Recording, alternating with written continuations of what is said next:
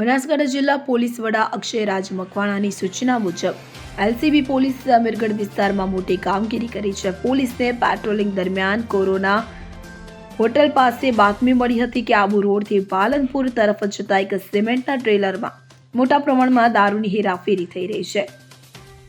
બાતમીના આધારે પોલીસે એક ટ્રેલરને રોકી તલાશી લેતા તેમાંથી 1256 પેટી વિદેશી દારૂ મળી આવ્યો હતો કે જેની કિંમત ₹95.27 લાખ છે.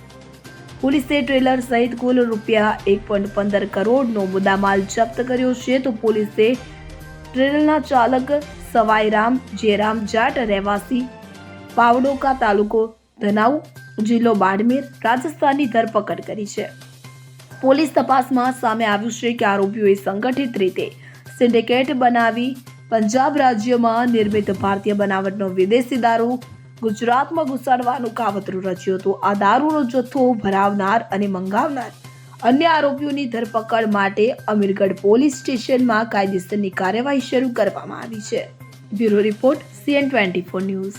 હવે જુઓ દેશ દુનિયાની તમામ ખબરો તમારી આંગળીના ટેરવે. ઉઠાવો મોબાઈલ અને Google Play Store પરથી ડાઉનલોડ કરો અમારી CN24 ન્યૂઝ મોબાઈલ એપ.